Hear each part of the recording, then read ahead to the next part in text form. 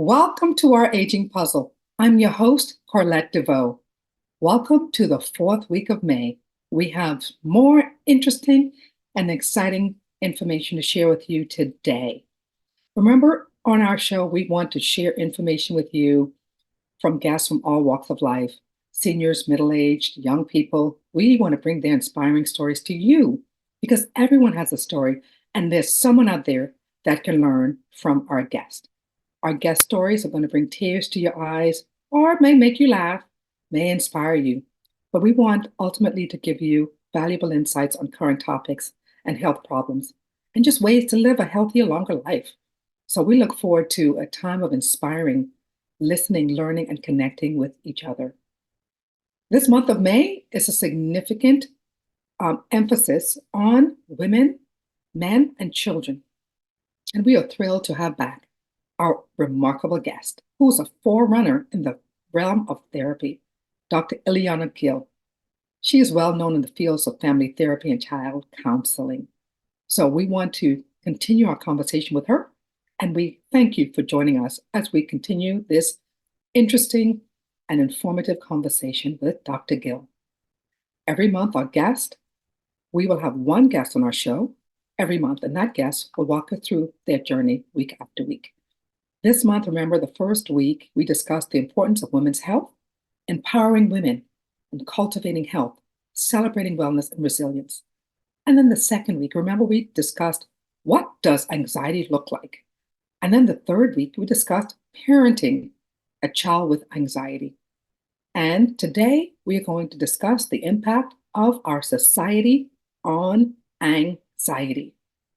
And because May brings 5 weeks, Week 5, we will discuss ways to overcome anxiety and thrive.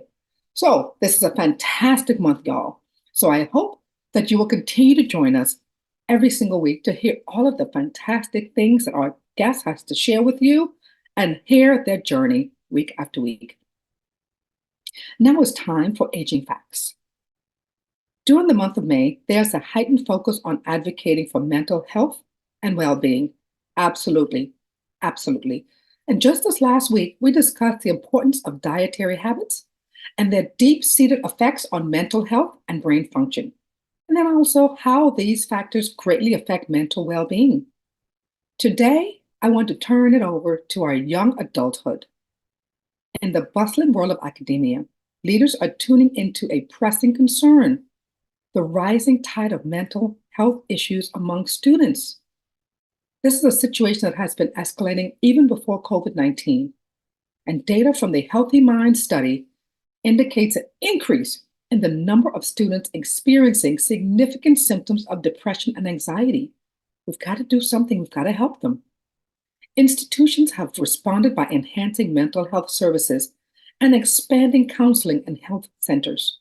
Now, however, traditional approaches have limitations, and the distress levels remain high, especially among marginalized student groups. So consequently, students with poor mental health are at risk of a lower GPA, discontinuous enrollment, or just dropping out. And faculty and staff are on the front lines of serving and supporting students, leading the charge while trying to maintain a healthy work-life balance of their own. If you suspect a friend or a family member might need support, express your concern in a friendly manner and encourage them to seek help promptly. Chatting openly about feelings such as access to medically necessary behavioral health care, or even via telehealth access to campus mental health services, is a significant need for students seeking treatment for depression, anxiety, and other mental health conditions. Please don't hesitate to call or text 988 or visit their website at 988lifeline.org. We especially encourage young people to text about tough subjects. Seeking help can save a life, so seek help safely no matter where you are or who you are with. Now it's time to welcome our special guest today. We are thrilled. Yes, she is back.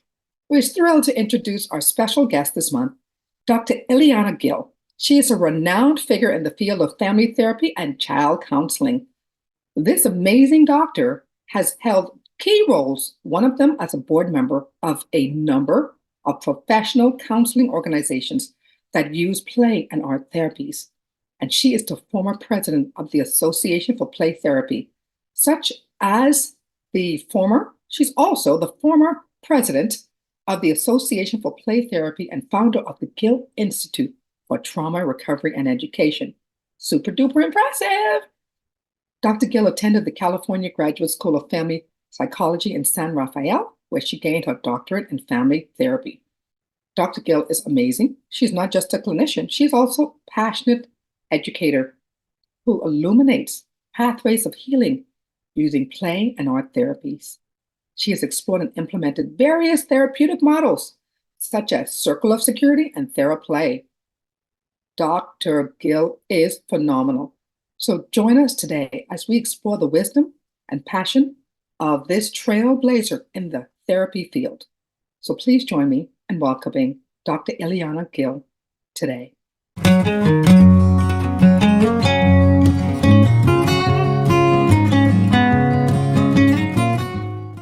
Welcome back, Dr. Eliana Gil. Welcome back. Thank you.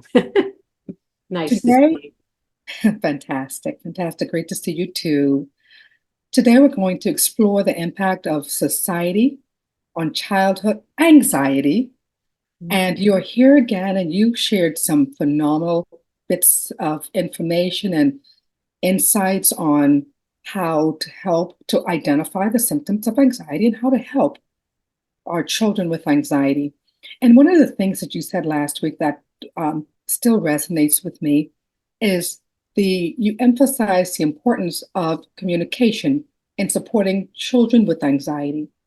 So, as we begin this conversation today and this week, can you share with me and share with our audience how does our society contribute to the prevalence of anxiety in our children? Mhm. Well, I think that unfortunately, we've been really under the influence of a lot of turmoil in our society, and kids have been exposed to things that are pretty unusual. So I think that starting with COVID and that there was a pandemic, that people felt the need and were required in many cases to isolate, to spend time alone with each other at home in a way that was different, that kids went online for schooling, and that there was this generalized collective anxiety about the number of people who were affected, and we all saw the numbers of deaths rise. It was really disconcerting. And of course, many parents protected their children from the news and what was being said out there, and they did pretty well with that and keeping the kids away from, that generalized anxiety. And some parents weren't as successful with that. And sometimes they felt that kids don't really understand or they're not really paying attention, so it doesn't matter.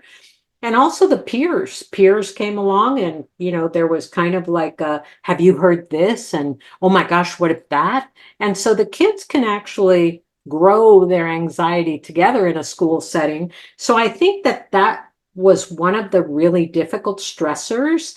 And I think that beyond that, now we're in a situation where we have these wars that are kind of in the background. It's constantly on the news. We have had a lot of talk about racism.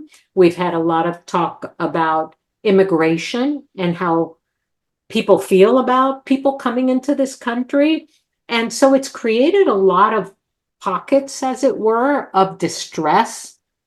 And so, for example, children of color are much, much likelier to get anxiety and depression and have these fears and worries because they're watching the news or they're sensing the changes in their peers. I happen to be from Latin America, so I am an immigrant and Spanish speaking, and I have a little nephew who went to a soccer game and they were being told to go back home where they came from.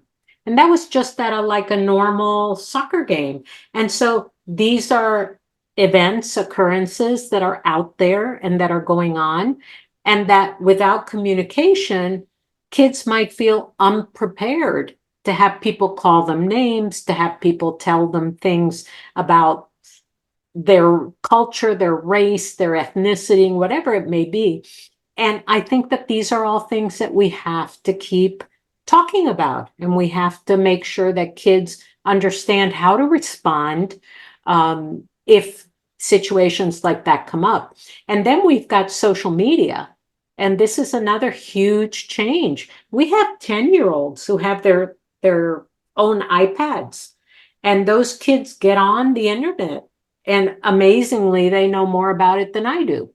In other words, there's a kind of a developmental interest in technology.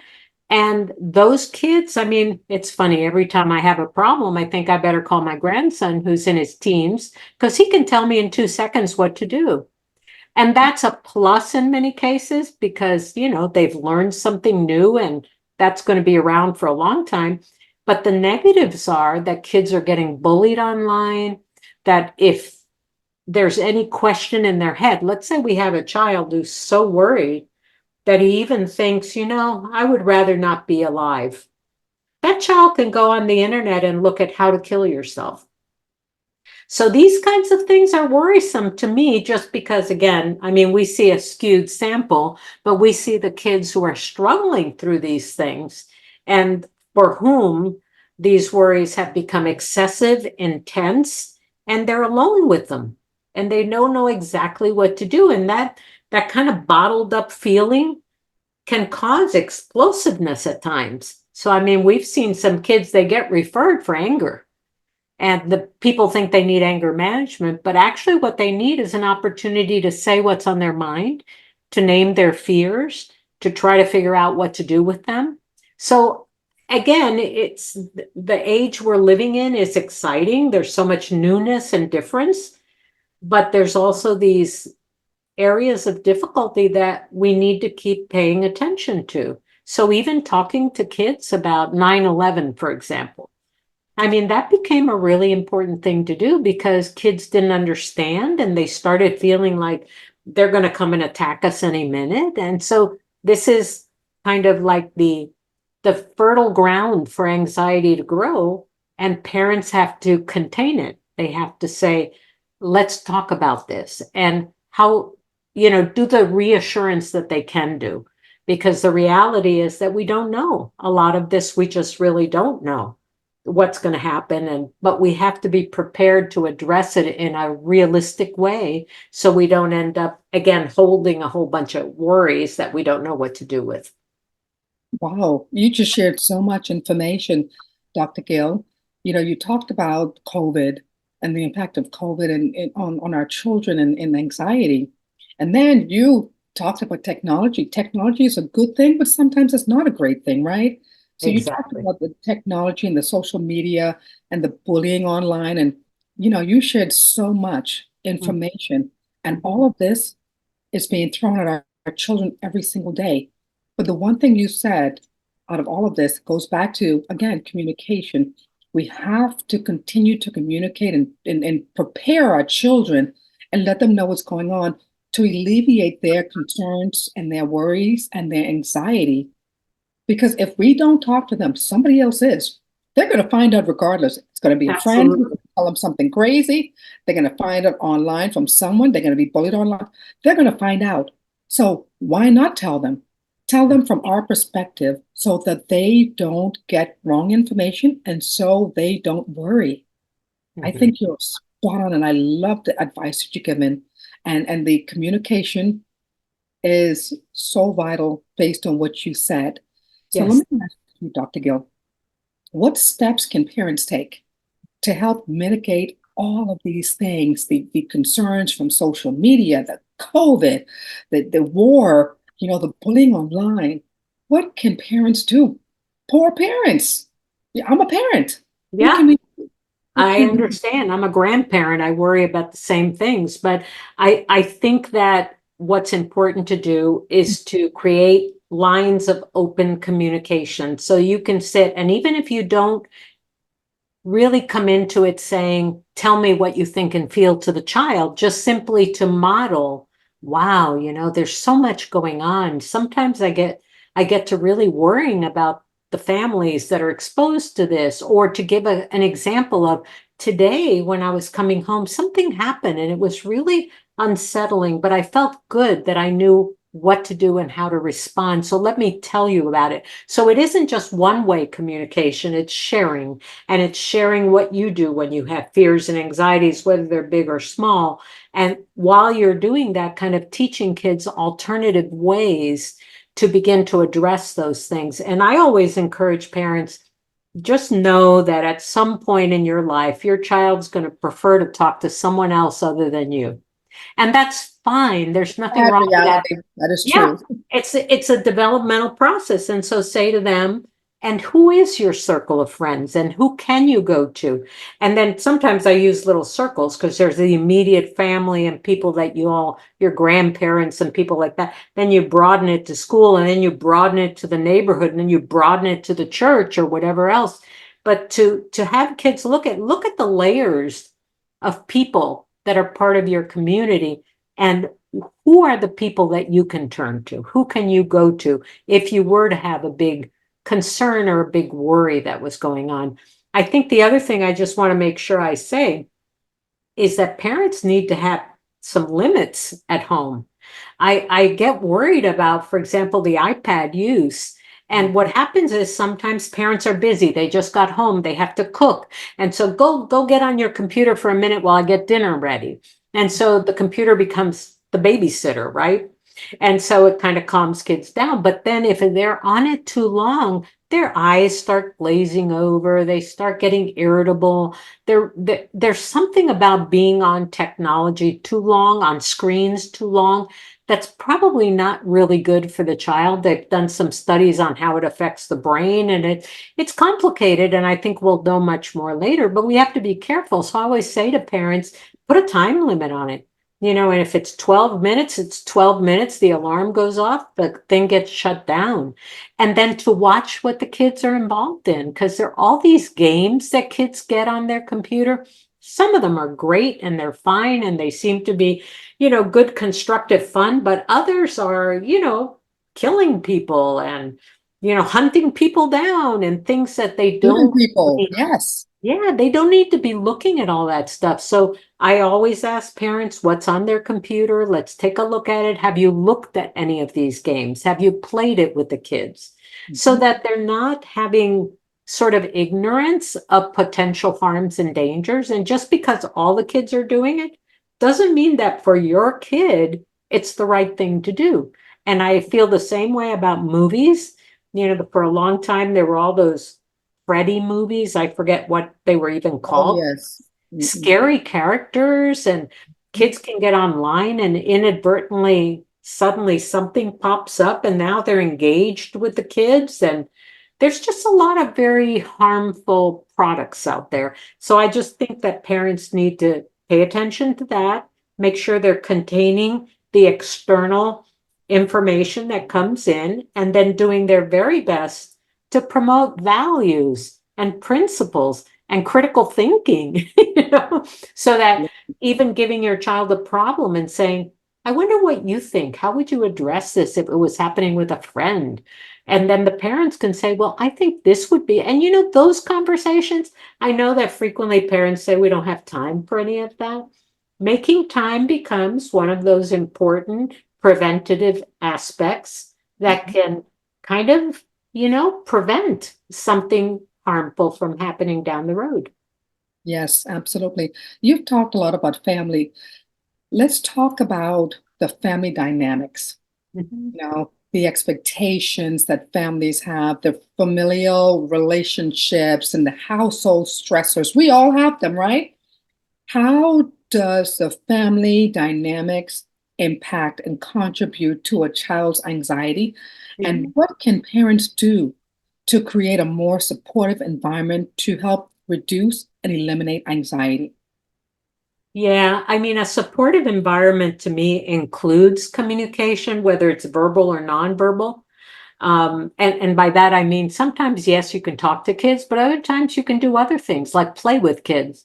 And that's a form of communication or connection.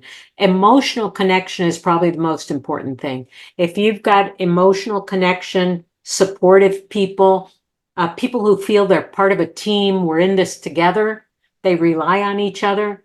I think those kinds of families work a whole lot better than when there's a lot of divisiveness between people. Maybe the siblings don't care for each other and the parents somehow just try to separate them but not promote their relationship.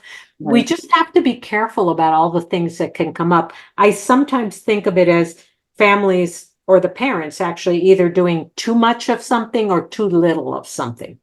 And the too much is hovering, and the too much is too many limits, or, sort of holding a child back from developmental strides.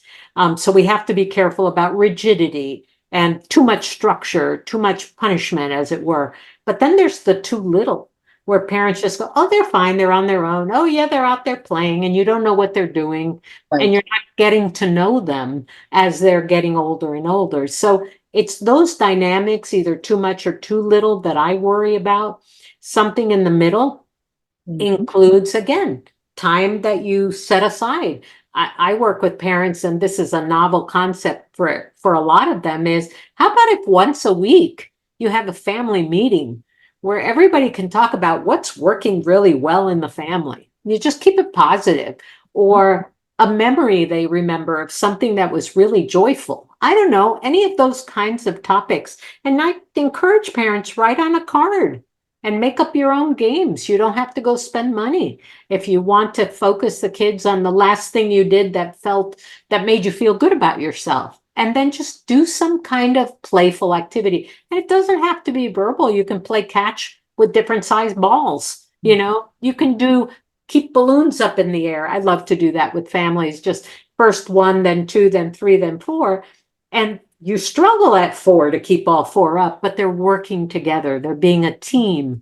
They're laughing. They're enjoying themselves. So it's making time for those kinds of things when everybody can participate, because I think that sometimes that's what's lost in the busy lives that parents have and all the demands and the stressors in life that come up. So it's simple stuff. It's sharing a meal, preparing a meal together, going outside and playing catch, whatever it is, taking a walk. It doesn't have to cost money, but it is about emotional connection. And then kids grow up and they know, wow, that's the family I belong to. Those are my people. They have my back. I don't have to worry because they're right there for me. So that to me is like the little gold nugget that you Mhm. can begin to discover and make sure that people engage in these kinds of situations with each other. That's fantastic. Fantastic. Oh, one final question before we wrap up for the week. Mhm. This week we were talking about the impact of society on anxiety in our children. What can parents do to reduce the exposure that their children have to society, to limit the anxiety that society adds to our children? Does that question make sense, Dr. Gill? Yeah, it does. And a little bit of this I may have talked about already, but just to summarize it, it really has to do with making sure that where guidance is needed, guidance is being provided. So that's the active part of, I can talk about these things with my child. I can tell them how I feel or think about things. I can talk about what the values are.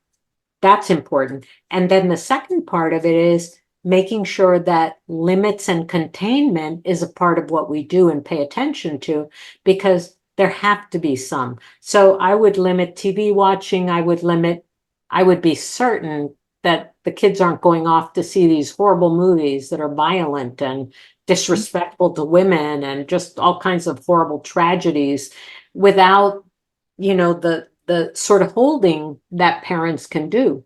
So I just would be careful where they go, what they do, and who their friends are. It's pretty important.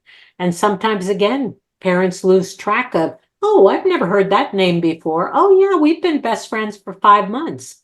And you don't know that. And remembering that every time there's a friend, there's usually a family that comes with that friend, and they can be very different values and principles than your own. So being able again to maintain a focus on emotional connection, on support activities on growing the child's confidence and spending time together so that the child begins to feel I'm anchored in my family. And that's going to make a huge difference. Absolutely amazing. Absolutely amazing advice. Awesome information. Thank you so much again. You're welcome. Dr. Gil, you are amazing. And I think that anyone out there that has a child that has anxiety should reach out to you because you are warm, you're caring, and you are very knowledgeable. Thank you. Thank you so much. Please share if you would like folks to reach out to you for more information. Where can they call you? Can they send you emails, Dr. Gil? Sure.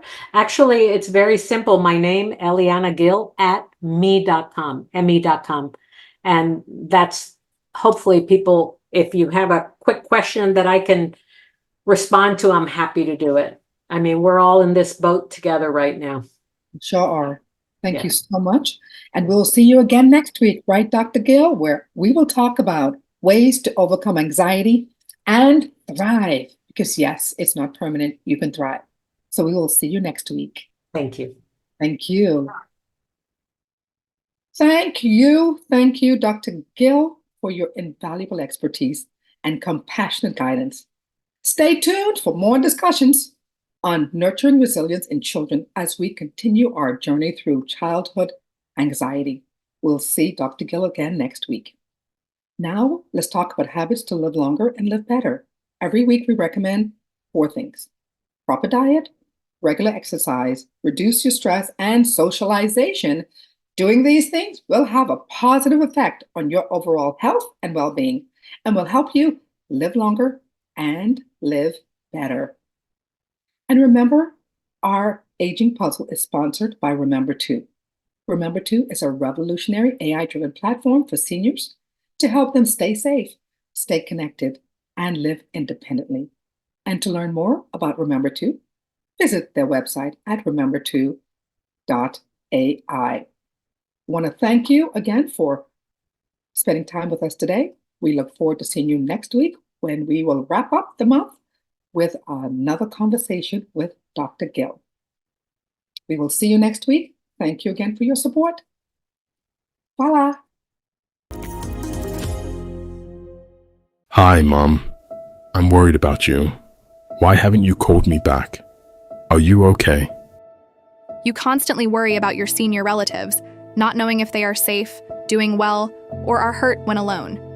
You need something to help you relieve your worry and anxiety about your loved one. Well, let us introduce you to Remember 2, the first and only comprehensive AI-driven platform for seniors to help them stay safe, stay connected to loved ones, and live independently. Remember 2 offers reminders to help seniors remember daily tasks. It integrates with smart devices to help monitor vitals and safety risk, and will alert family members if their loved one falls. Remember 2 offers a unique suite of services designed to bring peace of mind to you and your loved ones. Here's where the magic happens. Remember 2 seamlessly integrates with your Apple Watch, capturing essential sensory data like falls or heart rate, providing real-time insights into your senior's well-being.